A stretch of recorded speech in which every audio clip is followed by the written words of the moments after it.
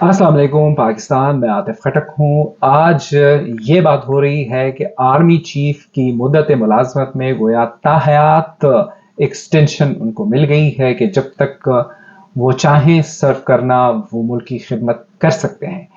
ये पूरा माजरा वाकई में गोया ऐसा है, टेक्निकलिटीज इसके पीछे क्या है और दीगर जो मुख्तलिफ कानूनसाजी आज अपोजिशन के शोर शराबे में दोनों ईवानों से हुई वो हम आज डिस्कस करेंगे। लेकिन उससे पहले मैं आप लोगों को बताऊं कि आज डिस्ट्रिक्ट कोर्ट इस्लामाबाद में बुशरा बीबी एक अपनी ज़मानत के सिलसिले में गई थी और उन्होंने वहाँ पर जज के सामने कहा कि ये जो आप के सामने आर्गूमेंट कर रहे होते हैं वकला, ये सिर्फ वक्त ज़ाया कर रहे होते हैं। ये आपकी अदालत में आने इंसाफ के लिए मैं नहीं आई हूँ। मैं आपको ये बताने आई हूँ कि मैं अपना सामान गाड़ी के डिग्गे में रख के आई हूँ। आप बताएं कि मैं जेल जाऊँ, कहाँ जाऊँ। ये बार बार जो मुझे विक्टिमाइज किया जा रहा है, मेरे खावंद जेल में है, ये सारा कुछ जो हो रहा है, अदालतें इस पर जो है वो अपना सेंस क्यों इस्तेमाल नहीं करती। पर उन्होंने बहुत सी बातें की और उस पर जज ने जो है, जारी बात है, माहौल बन गया था और जज ने उनकी जमानत पे फैसला महफूज कर लिया और फैसला जो है वो अब आगे 18 नवंबर को सुनाया जाएगा।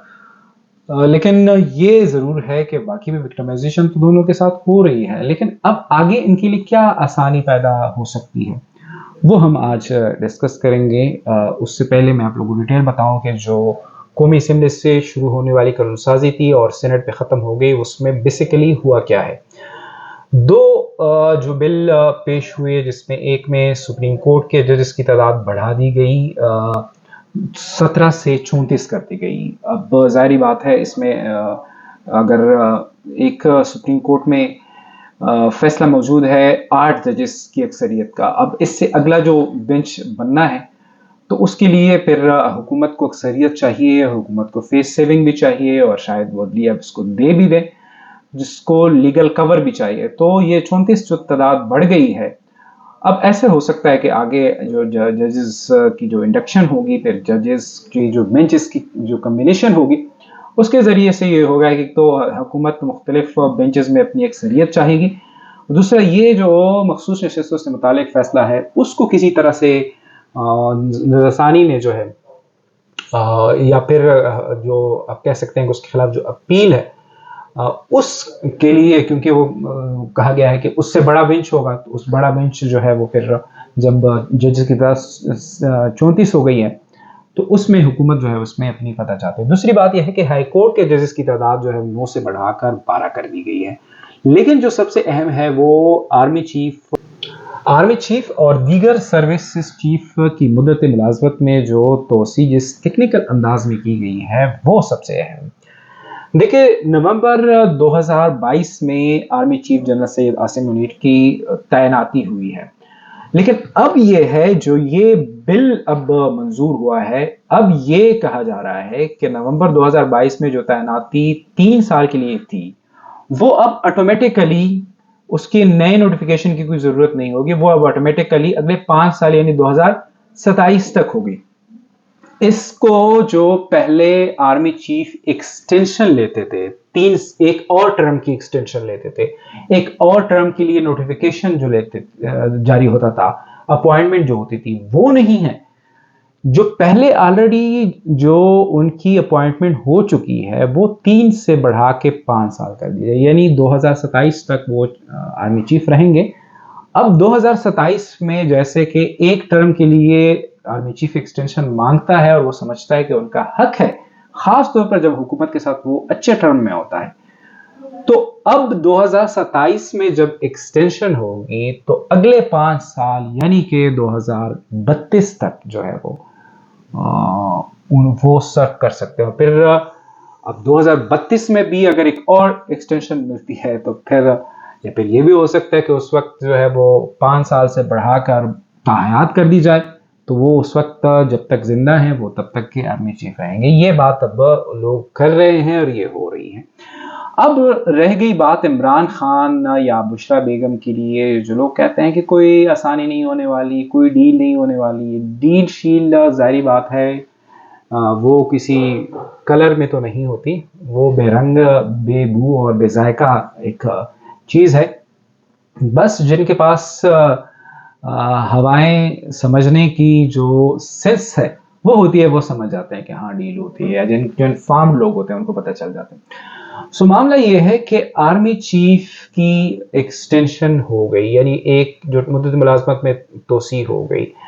अब इस सच पीटीआई से, इमरान खान से या बुशरा बेगम से कोई किसी किस्म के इस सिस्टम को कोई खतरा नहीं है। उनकी हुकूमत चल रही है नहीं चल रही, वो अगर सड़कों पे आते हैं तो उससे अगर इमरान खान को कोई रिलीफ मिलता है वो फिर ज्यादा जो है वो इस रिजीम के फायदे में है। तो मेरा अपना ये ख्याल है कि इमरान खान के लिए ना सही, लेकिन पीटीआई के लिए आगे जो मुश्किलात हैं वो ऐसी तरीके से कर दी जाएंगी कि उनको कोई जवाब नहीं मिलेगा एहतजाज करने का, धरना वगैरह करने का। अब सुकून और चाहिए, और वो जो अपने गोल्स मुख्तलिफ उन्होंने सेट किए हैं उस पर शायद वो जो है वो फोकस करें। अब जो जरदारी साहब की जो उनका उनका पाँव जो फ्रैक्चर हुआ था, एक तो हमने कहा था कि वो चीन जाने वाले थे, चीन का दौरा जो है वो जाहिर बात है वो उस हवाले से या रिशेड्यूल किया जाएगा या मनसूख हो जाएगा। दूसरी बात ये भी है कि अब ये जो एक्सटेंशन है और ये जो बिल है, इसमें अब जरदारी साहब कल को कहेंगे कि मैं नहीं था, तो वो वो उसके हाथ जो है वो इस पे रंगे नहीं होंगे। वो कल कोई उस पर इल्ज़ाम नहीं लगा सकेगा, आपने तो अपने हाथों से जो है वो मुद्दत मुलाजमत में तोसी के जो बिल थे वो दस्तखत कर लिए। तो अब उनकी गैर मौजूदगी में कायम मकाम सदर जो है वो सब दस्तखत करेंगे। तो ये कानून साजी कुछ इस तरह से आज हुई कि मौलाना फजल रहमान नहीं थे, उनको फेस सेविंग मिल गया कि मैं तो इस तरह की कानून साजी में नहीं था। उसने बयान भी दिया कि मैं इसकी मुखालफत करूंगा, और इमरान खान की जमात ने जो है वो एहतजाज किया, उनको भी नंबर मिल गया कि हमने तो अपनी पूरे भरपूर एहतजाज किया, किसी ने उनको एहतजाज से रोका नहीं।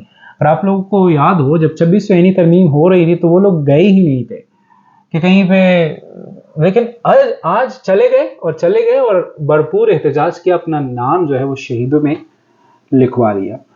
तो विन विन सिचुएशन सबके लिए है। हुकूमत ने कानून साजी जो है वो एक झटके में कर ली, और अपोजिशन को भी नंबर मिल गए और मौलाना को फेस से भी मिल गया। जरदारी साहब भी मुल्क में नहीं है तो उनको भी जो है वो अब कोई मलामत नहीं कर पाएगा। कुल मिला के बात यह है कि 2032 तक मेरा ख्याल है कि 2032 तक तो कम से कम उनका अब ऑफिशियली हक बनता है कि वो आर्मी चीफ हों, और वो आर्मी चीफ हों। तो आज 2.5% जो है वो शरह सूद में कमी हुई है, जो कि बहुत बड़ी खबर है, बहुत अच्छी खबर है। तीसरी मरतबा हो रहा है कि मॉनेटरी पॉलिसी के ऐलान में शरह सूद में कमी हो रही है, और ये शरह सूद में कमी से मुख्तलिफ फ़वाइद होते हैं।